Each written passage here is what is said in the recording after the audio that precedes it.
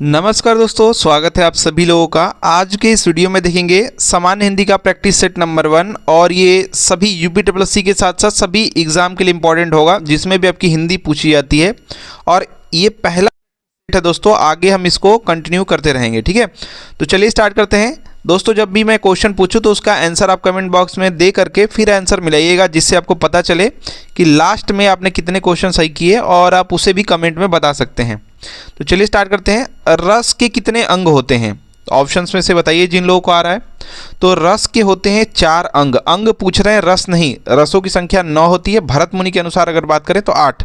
ठीक है, तो यहाँ पर दोस्तों जो है रसों की संख्या कितनी, तो सॉरी अंग कितने, तो 4 अंग होते हैं। तो यहाँ पर आपका बी राइट आंसर हो जाएगा। ठीक है, और इसमें कौन कौन से अंगों का क्या नाम है? स्थाई भाव, ये भाव होते हैं। स्थाई भाव होता है, उसके बाद आपका विभाव होता है, विभाव होता है, अनुभाव होता है और संचारी भाव होता है। और संचारी भाव, ये सभी भाव हैं। तो ये 4 प्रकार के आपके अंग होते हैं रसों के। ठीक है, तो यहाँ पर राइट आंसर आपका बी हो जाएगा। नेक्स्ट देखिए, काव्य के आस्वादन से जो आनंद प्राप्त होता है उसे क्या कहते हैं? दूसरा क्वेश्चन है, इसका आंसर दीजिए। तो देखिए यहाँ पर रेड हो गया है, तो ये आपका रस ही कहते हैं। डी राइट आंसर हो जाएगा। याद रखिएगा, मनुष्य के जो काव्य का आस्वादन है, जो इससे जो आनंद प्राप्त होता है या जो आनंद का अनुभव होता है, उसे रस कहा जाता है। और इनकी संख्या 9 मानी गई है। ठीक है, और भी होते हैं, आगे मैं बताऊंगा कहाँ पे 9 मारेंगे, कहाँ पर 8 मारेंगे। ठीक है, कहाँ पर 11 हो जाएगा, कितने बढ़ेगा घटेगा, सब यहाँ पर बात करेंगे। ठीक है, नेक्स्ट यहाँ पर देखिए, निम्नलिखित में कौन सा शब्द विदेशी नहीं है? विदेशी कौन सा नहीं है? तो इसमें से देखिए, विदेशी मतलब कि विदेश से आए शब्द, जैसे ट्रेन है ना, तो ट्रेन क्या है? इंग्लिश का शब्द है, मतलब अंग्रेजी का शब्द है, हमने हिंदी में ले लिया है। ठीक है, हिंदी में उसको लौहपथिक गामिनी कहते हैं, तो यहाँ लौहपथ गामिनी कहते हैं। तो यहाँ पर देख रहे हैं विदेशी नहीं है, यानी जो स्वदेशी होना चाहिए। तो देखिए, अगर कान देखिए तो इसका जो संस्कृत नाम होता है कर्ण कहते हैं इसको, उसी से ये बना हुआ है। तो ये आपका क्या हो जाएगा? तत्सम हो जाएगा, तद्भव हो जाएगा। तो देखिए, जो कान है ये आपका विदेशी नहीं है। बाकी आपका कमर, कमरा, कमेटी, कमेटी तो अंग्रेजी का दिख रहा है। तो ये सब जो शब्द होते हैं, ये सब क्या है? किसी न किसी देश से हमने लिया हुआ है, तो कान वाला नहीं है। ठीक है, नेक्स्ट देखिए, वर्तनी का चयन करना है कि कौन सा वर्तनी इसमें सही है, माने कौन सा सही लिखा हुआ है। तो ऋषि ही लिखा गया है। तो ऋषि में आप जानते हैं री रहता है ऋषि में। तो पहले तो जो ये र वाला है ये काट दीजिए पहले, फिर उसके बाद ऋषि में देखिए तो जो सही वर्तनी है वो छोटी की मात्रा होता है, ऋषि। तो ये दोस्तों आपका सही लिखा हुआ है ऋषि। इस प्रकार से जो लिखा हुआ है ऑप्शन नंबर ए, ये ठीक वर्तनी है। नेक्स्ट देखिए, यहाँ पर नेक्स्ट क्वेश्चन है, समासिक पदों पुनरुक्त युग्म शब्दों के मध्य प्रयोग होता है। अब यहाँ पर बात हो रही है समासिक पदों। समासिक देखिए, जो चिन्ह कहा जाता है वो योजक चिन्ह को कहा जाता है। क्यों कहा जाता है? क्योंकि जो द्वंद्व समास होता है, द्वंद्व समास जो होता है उसमें क्या होता है कि जो आपका जैसे जोड़ा हो जाता है उल्टा सीधा, मतलब कि माता पिता हो जाएंगे, सुख दुख हो जाएगा, ऐसे आता है। तो समास है, समास के उदाहरण। और बीच में क्या लगता है आपका? योजक चिन्ह, ये माइनस की तरह होता है। और पुनरुक्त देखिए बताया गया, या फिर युग्म बताया गया है। ऐसे शब्दों के मध्य प्रयोग किया जाता है। क्या आप इनके बीच में क्या प्रयोग करते हैं? तो यहाँ पर देखिए, समासिक ही बोल दिया तो पकड़ में आ गया कि योजक चिन्ह की बात कर रहा है। युग्म बोल दिया, पुनरुक्त बोल दिया, तो आपको सीधे पता चल जाना चाहिए कि ये चिन्ह होता है योजक चिन्ह। कौन सा चिन्ह होता है? योजक। जैसे मैंने आपको बता दिया, दिन रात हो गया, माता पिता हो गए, सुख दुख हो गया, उसके बीच में ये लग जाता है। ठीक है, तो इसको कहते हैं योजक चिन्ह। नेक्स्ट देखिए, निम्नलिखित में कौन सा शब्द पुल्लिंग है? पुल्लिंग बताना है कौन सा है। तो जब शब्द का प्रयोग कर देंगे वाक्य में तो पता चल जाता है। ठीक है, नकेल कसी जाती है। ठीक है, मुंडेर, ये भी आपका बटेर, ये सब क्या है? ये स्त्रीलिंग है।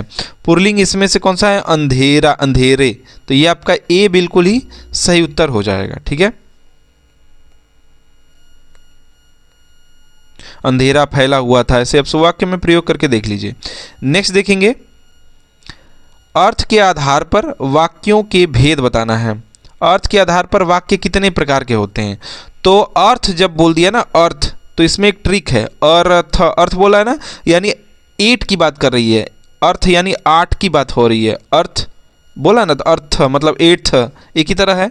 तो 8 प्रकार के होते हैं, ठीक है। ये मैं ट्रिक बता रहा हूँ जिससे कि एग्ज़ाम में आता है कि मैंने रचना के आधार पर बताइए या अर्थ के आधार पर बताइए, तो एग्ज़ाम में दिमाग में चढ़ता नहीं है। तो जो अर्थ है ना, ऐसे ही पकड़ जा रहा है, अर्थ मतलब बोल ही रहा है कि 8 प्रकार के होते हैं, तो सीधे टिक मारेंगे। और ट्रिक्स भी आपको इस सेट्स में आपको मिलते रहेंगे। अगर आप ध्यान से पूरा वीडियो देखेंगे, हर एक क्वेश्चन में कुछ ना कुछ आपको याद करने का पूरा तरीका बताया जाएगा, ठीक है।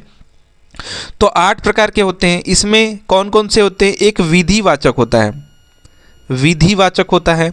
एक विधि दिया तो मान लीजिए कि मतलब ये करना है, और एक निषेधवाचक हो जाता है, मतलब इसका उल्टा, एक मना करेगा, एक विधि करेगा, एक मना करेगा।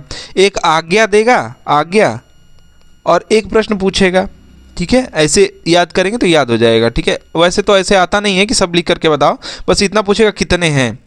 आज्ञावाचक हो जाएगा, प्रश्नवाचक हो जाएगा, फिर अब विस्मयवाचक हो जाएगा, विस्मयवाचक हो जाएगा, एक संदेहवाचक हो जाएगा। अभी मैं इसको याद भी करा दूंगा, अभी आपको ट्रिक से याद कराऊंगा। फिर इच्छावाचक हो जाएगा, एक फिर संकेतवाचक हो जाएगा। अच्छा, याद कैसे होगा सर जी? देखिए स्कूल में एक नियम था, ठीक है, और उसके अनुसार चलना था, कुछ नहीं करना था, वो निषेध किया गया था, ठीक है। स्कूल में एक कहानी की तरह याद कर लीजिए, याद हो जाएगा।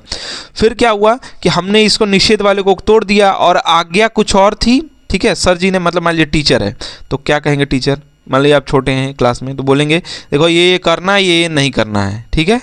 फिर उसके बाद ये सर जी का क्या है, ये आज्ञा है, ठीक है, आज्ञा दे दिया। अब इसके बाद प्रश्न पूछा, मान लीजिए कुछ आपने गलत कर दिया, प्रश्न पूछा उन्होंने, ठीक है, तो आप भूल गए, यानी विस्मय हो गया, ठीक है, विस्मय हो गया। तो सर जी ने ये संदेह किया कि पता नहीं इसने याद किया है कि नहीं, तो अब याद तो आपने नहीं किया था, ठीक है। तो सर जी से आपने बोला कि इच्छा हो तो मारिए या दंड दीजिए, तो सर ने कहा वहाँ जा करके खड़े हो जाए, यानी संकेत कर दिया, ठीक है। याद हो गया कि नहीं? देखिए कितना आसानी से याद हो गया आठों। ऐसे याद करना कठिन है, लेकिन आप जो है ऐसे ट्रिक करके बनाएंगे तो याद हो जाएगा। नेक्स्ट देखिए यहाँ पर, अभिज्ञ और अनभिज्ञ शब्दों का सही अर्थ बताना है। तो अभिज्ञ और अनभिज्ञ का सही अर्थ इसमें से कौन सा होगा? देखिए अनभिज्ञ मतलब ये होता है कि जो नहीं जान रहा है कुछ भी, जिसे मैं इन चीज़ों से अनभिज्ञ हूँ, ठीक है। यानी जो अभिज्ञ मतलब क्या होता है? तो इसका मतलब होता है जो जान रहा है, मतलब कह सकते हैं कि एक जानकार है, मतलब न जानकार है या ना जानकार है। तो यहाँ पर अगर ऑप्शन देखिए जानकार और न जानकार का या ना जानकार का, सी नंबर ऑप्शन है, ठीक है। तो ये बिल्कुल ही आपका ठीक हो जाएगा।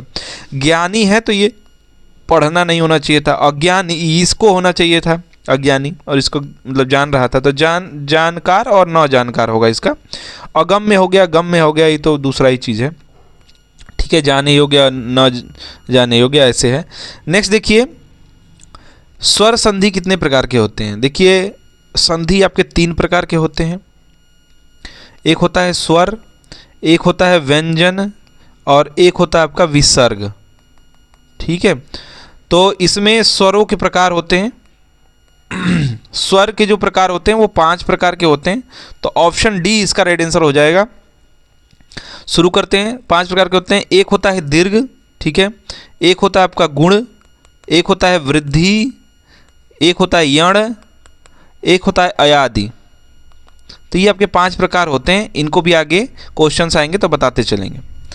नेक्स्ट देखिए, पाप का विलोम शब्द। पाप का होता है पुण्य, पुण्य इसमें से जो लिखा हुआ होगा वो सी नंबर में देखिए, पाप का पुण्य, बहुत आसान है। नेक्स्ट देखिए, रचनाकार और रचना का कौन सा युग्म गलत है? गलत वाला बताना है, सही वाला नहीं बताना है, ठीक है। तो इसमें से तुलसी जी का रामचरितमानस है ही, सही है, ठीक है।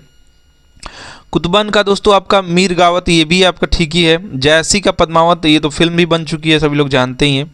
ये वाला आपका मंझन जो है वो चित्रावली लिखा हुआ है, तो मंझन चित्रावली ये गलत है। अगर बात करेंगे जो रचना चित्रावली है ये उस्मान का है। किसका है? ये है आपका उस्मान का, ठीक है। और ये जो आपका 1022 कह सकते हैं हिजरी, अर्थात अगर संवत में बात करेंगे तो सन की बात करेंगे तो 1613 ईस्वी में ये लिखा गया है, ठीक है। उस्मान शाह जो निजामुद्दीन चिश्ती के शिष्य की परंपरा में दोस्तों हाजी वावन के शिष्य थे ये, ठीक है। तो ये मंझन नहीं, यहाँ पर चित्रावली क्या हो जाएगा, ये हो जाएगा उस्मान। तो ये वाला आपका गलत है, गलत ही बताना था। आँख का अंधा नाम नयन सुख, ये लोकोक्ति का अर्थ आपको बताना है।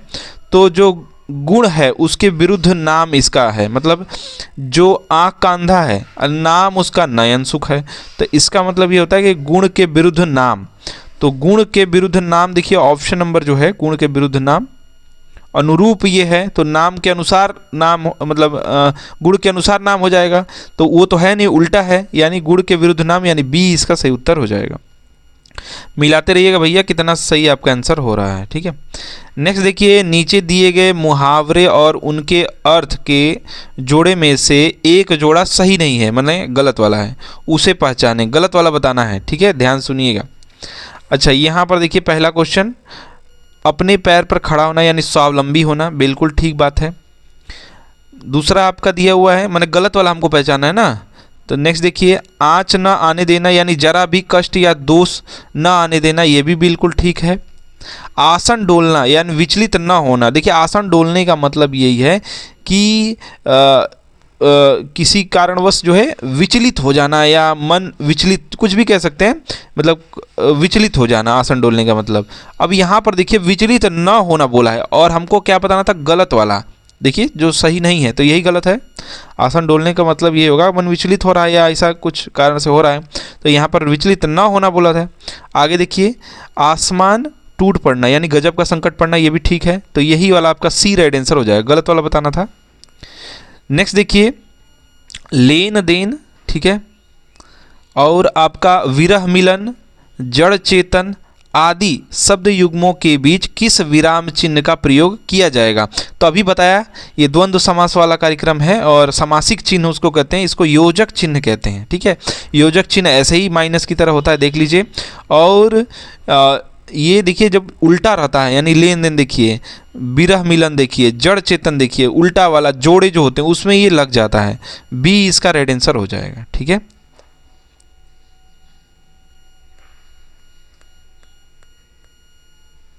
नेक्स्ट देखिए, निम्नलिखित में शुद्ध वाक्य कौन सा है, माने सही वाला जो वाक्य है उसको आपको यहाँ पर बताना है।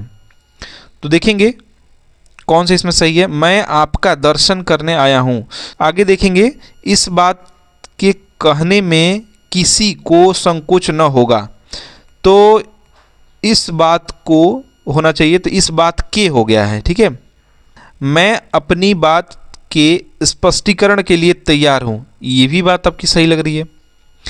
ऐसी एकाध, अच्छा ये ठीक है, गलत है, ये एकाध बातें और देखने में आती हैं, ये भी बात गलत है। मैं अपनी बात के स्पष्टीकरण के लिए तैयार हूँ, तो यहाँ पर राइट आंसर आपका सी हो जाएगा। क्यों हो जाएगा अभी मैं आपको बताता हूँ। क्या होना चाहिए, मैं आपके दर्शन करने आया हूँ, आपका नहीं, ठीक है। यहाँ पर ये वाला आपका मिस्टेक है, बाकी आपका ये वाला आपका सही हो जाएगा, सी इसका राइट आंसर हो जाएगा। नेक्स्ट देखिए, निम्नलिखित में से कौन सा भाववाच्य का उदाहरण है। भाववाच्य, वाच्य दोस्तों तीन प्रकार के होते हैं, कृत यानी कर्ता वाला वाच्य रहेगा, ठीक है। फिर एक हो जाएगा कर्मवाच्य यानी कर्म वाला रहेगा, उसमें भाव मतलब वो कर्म पर दोस्तों क्रिया का प्रभाव पड़ेगा।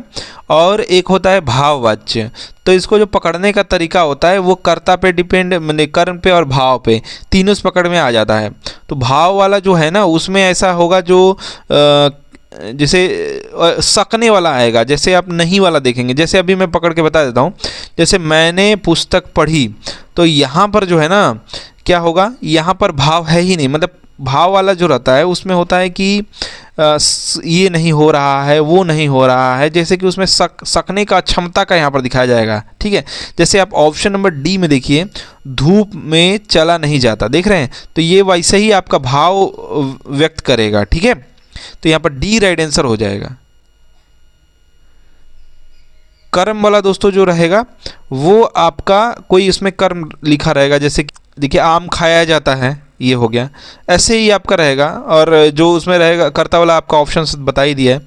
तो इसमें भाव आज पूछा था तो इसमें डी हो जाएगा, धूप में चला नहीं जाता, उस मुझसे उठा नहीं जाता, ऐसे करके रहेगा। भाव वाला पकड़ लेंगे और क्वेश्चंस करेंगे ना तो आगे तो पकड़ने लगेंगे, वैसे बहुत आसान होता है। नेक्स्ट देखिए, राम खाता होगा, ये जो है आपको बताना है किस काल का उदाहरण है, तो कौन से काल में ये है ये आपको बताना है। तो अगर यहाँ पर देखें तो खाता होगा, यानी यहाँ पर दोस्तों जो है एक तो बात है संदिग्ध है ये, ठीक है, सामान्य नहीं है। तो संदिग्ध आपका दिया है यहाँ पर 3, वर्तमान दिया है, भूत दिया है, भविष्य दिया है। अब ये ऑप्शंस देख के बहुत सारे लोगों को गलत करवाने के पूरा चांस है। अब इसमें कैसे क्या होगा, अगर हम यहाँ पर पकड़ना चाहें कि कब ये हो रहा है, खाता होगा, यानी अभी हम कहीं और होंगे तभी हम कह रहे हैं कि ये राम जो है कहीं पर ये आम को राम खा रहा होगा, यानी हम अभी की बात कर रहे हैं ना, खाता होगा यानी वर्तमान की ही बात हो रही है।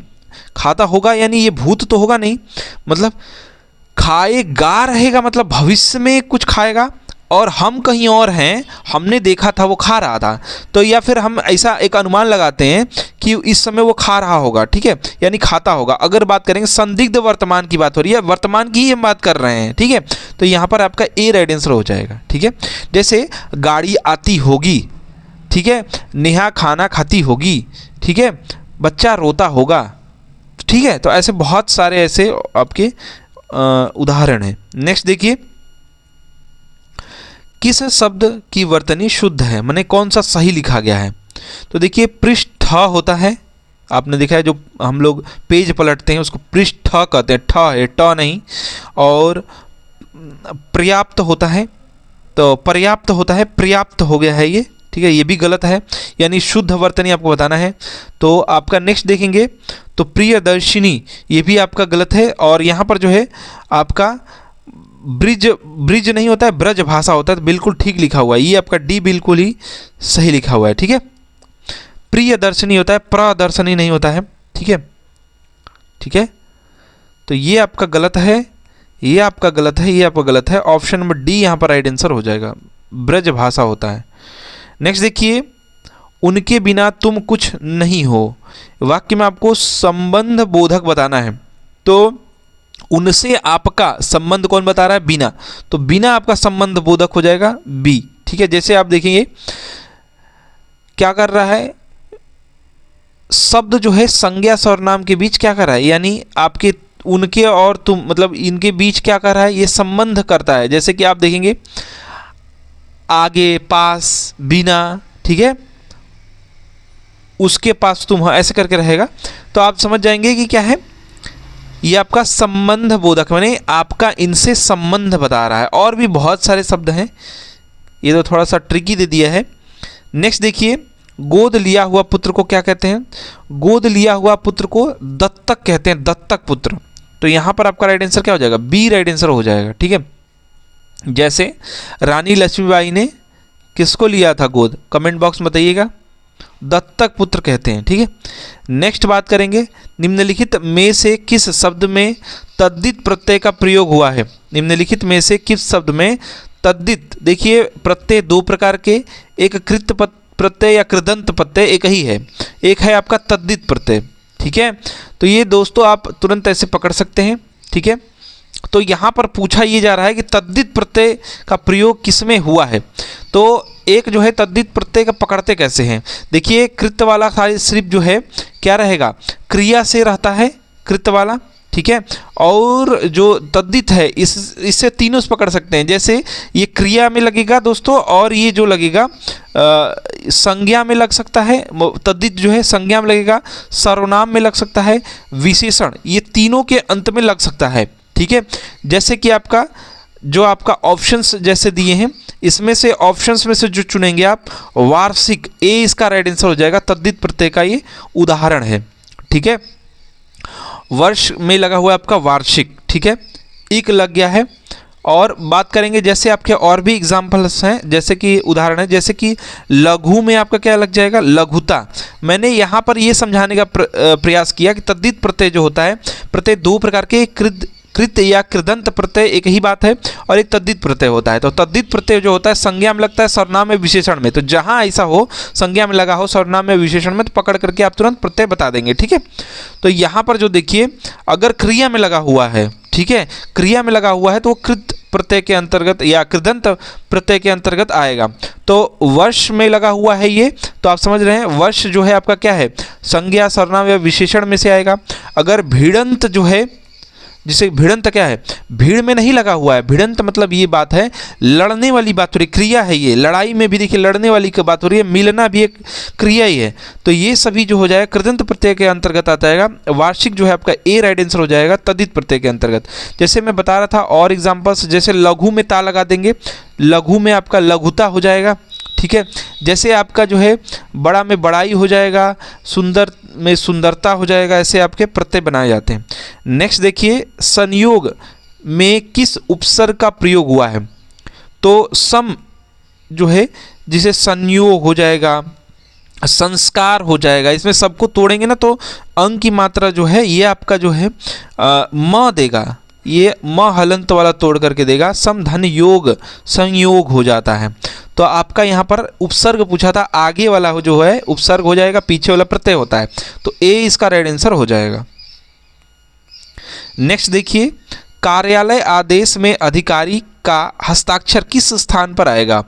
कार्यालय जो आदेश होता है उसमें जो है जो अधिकारी होते हैं वो कहाँ पर आपके साइन करते हैं या हस्ताक्षर करते हैं, ठीक है। हस्ताक्षर की भी वर्तनी आती है, तो देख लीजिए कैसे ये लिखाता है, ठीक है।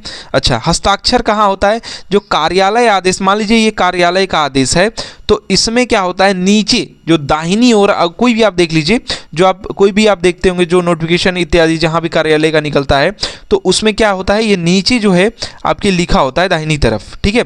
तो यहाँ पर जो हो जाएगा नीचे दाहिनी तरफ दाहिनी ओर, ये आपका ऑप्शन नंबर ए आपका राइट आंसर हो जाएगा। अधिकारी का साइन कहाँ होता है। नेक्स्ट देखेंगे विलोम शब्द इसमें से चुनना है, तो काफ़ी इसमें जो है मतलब कौन सा इसमें से होगा, तो अल्पज्ञ का जो विलोम होता है वो सर्वज्ञ होता है, और देख लेंगे तो यही सही होगा, अल्पज्ञ का आपका सर्वज्ञ हो जाएगा, ठीक है। नेक्स्ट देखेंगे इसमें दोस्तों जो है खूंटी का बहुवचन आपको बनाना है, तो खूंटी का दोस्तों जो है खूंटी या हो जाता है, तो इसमें जो लगाते हैं वो या की मात्रा लगाते हैं, ध्यान दीजिएगा। खूंटी में खूंटी या हो जाएगा, और राइट आंसर जो है खूंटियाँ यानी ऑप्शन नंबर सी हो जाएगा, याद रखिएगा। बुढ़िया में बुढ़िया हो जाता है, गुड़िया में गुड़िया हो जाता है, तो ये सब आप याद रखेंगे, बहुत बार एग्जाम में ये सभी जो है पूछे जाते हैं। तो राइट आंसर इसका जो है सी हो जाएगा, ठीक है। खूंटियाँ देखिए यों दे दिया है, एक यों दे दिया है, या दे दिया है, ठीक है। तो यहाँ पर आपका सी वाला राइट आंसर हो जाएगा। तो देखिए दोस्तों 25 क्वेश्चन इस सेट में आपके थे। कमेंट बॉक्स में बताइएगा आपने कितने सारे क्वेश्चन का सही उत्तर दिया है, आपका स्कोर क्या रहा है। मिलते हैं नेक्स्ट वीडियो में। वीडियो को अधिक से अधिक लाइक शेयर कीजिएगा। हमारा वीडियो देखने के लिए धन्यवाद। प्लीज़ लाइक एंड शेयर, धन्यवाद। कमेंट कीजिएगा, धन्यवाद।